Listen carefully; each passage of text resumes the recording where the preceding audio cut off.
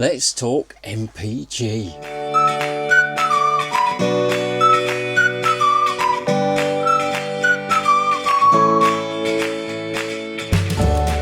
What do you normally get out of your van, miles per gallon or litres per 100 kilometres?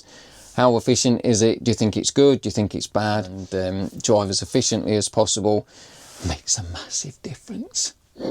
Okay, it's a beautiful, fresh, sunny winter's morning, and I'm gonna take a journey from my hometown in the Midlands of the UK, Leicester, down to Cardiff in Wales, and I'm gonna see what MPG I can get out of the van. So let's see how we get on. Okay, let's talk MPG, miles per gallon.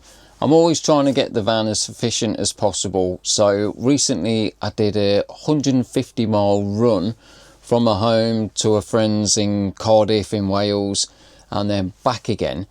And the two sides of the journey, I did one driving down there as normally as possible. So just driving as I would a car, if you like. So, you know, accelerating up to the speed limit, sticking to the speed limit. But then on the way back, I actually drove as carefully and as considerately as possible, trying to preserve as much fuel as possible.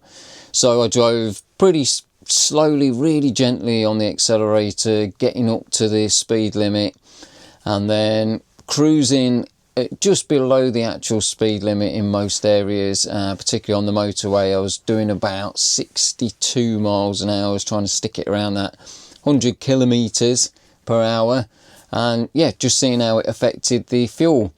So there's quite a lot of things that can affect the fuel efficiency, particularly on a slightly bigger vehicle like this. There's things like weight, checking that the tyre pressure is correct, getting it well maintained, looking after the engine and all the mechanical parts on the suspension, the steering, the brakes, things like that. But then there's also things like drafting, which is driving up close to a vehicle in front, particularly a large vehicle, which then cuts through the air in front of you and makes the drag much more efficient because the air's already been split and you're going through that hole within the air, so there's much less wind resistant on the front of the van. So that can make a big difference to the miles per gallon, but obviously it's not recommended because you have to get quite close to a vehicle in front, and so if they have to stop quickly or brake in an emergency, you've got such little time to react before they actually stop. And yes, it's not recommended really at all.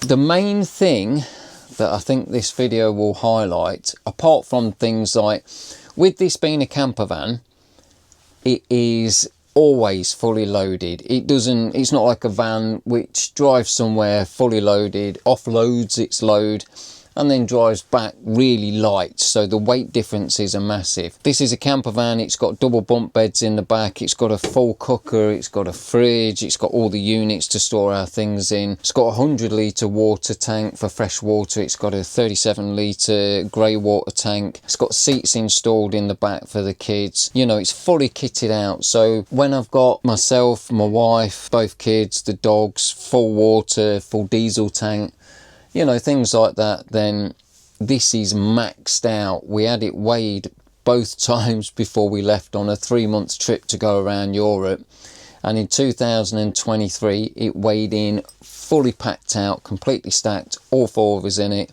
at 3,460 kilos. So we only have 40 kilos to play with, which is about half a person. And then in 2024, when we went away for 3 months, we had it weighed again just before we set out, again fully loaded, and it was at 3,480 kilos. So we only had about 20 kilos spare before we were maxing it out at the 3.5 ton, which is 3,500 kilos. So we are running at pretty much the limit that we can travel at safely. So it was a little bit less this time because, you know, it was only me in it, so the wife, the kids, the dog wasn't in it. It wasn't packed out with food. I didn't have a full water tank. I had half a tank of diesel. So it was a little bit lighter, but it was definitely over, I would say, as a guess, over 3 tons, so over 3,000 kilograms. But this just emphasises how much driving style affects efficiency. So driving the van quite normally, as you perhaps would a car or a much smaller vehicle, compared to driving really lightly on the accelerator and still driving so you're not causing a nuisance or anything like that, it makes a massive difference to the fuel efficiency of the vehicle. Let's have a look how we got on. So yeah, I've done 150 miles to Cardiff and then 150 miles or thereabouts back, and you'll see that the average speed is very, very similar. There's only 1 mile an hour in the average speed between the two, but the difference in the fuel efficiency is quite large. You know, it's quite a difference. Just rather than putting the foot straight down on the accelerator to get up to the speed, change gear or whatever, to actually really gently use the accelerator and drive as efficiently as possible makes a massive difference. Okay, right, I'm here. So what have I done? I've done 154 miles, 3 hours 25, average 45 miles per hour, and then I have averaged 28.5 miles per gallon. And that's driving pretty much what I would class as normally, so up to 70 miles an hour, speed limits everywhere. So yeah, 28.5. Let's see when I head back what it's going to be like when I'm taking it really easy, driving like I'm driving Miss Daisy. So we'll see how the two compare. So if you're driving a self-built camper van or a motorhome or a camper or a day van, something like that, what do you normally get as an average miles per gallon MPG? I know that in Europe they class it as, what is it? It's kilometers. No, it's litres. Litres per 100 kilometres. I've got to start again. It's litres per 100 kilometre.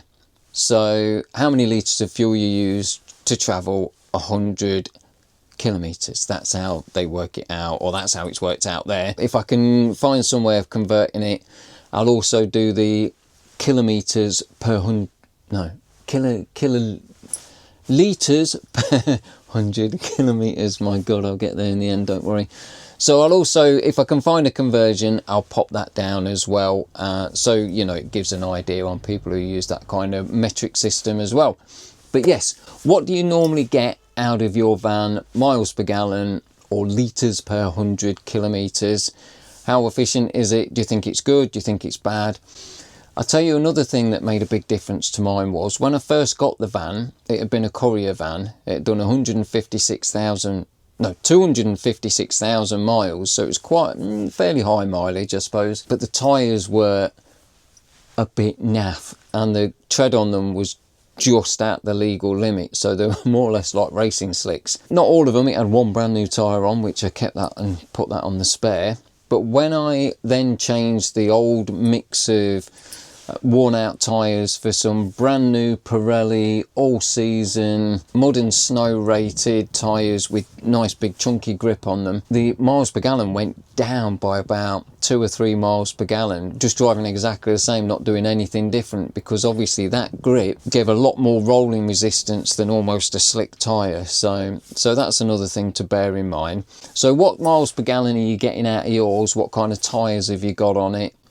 Did you go for the all-terrain, the big chunky meaty ones, or did you just go for some normal van tyres, or did you go for specific camper van tyres? I'd really be interested to see what everybody's running on theirs.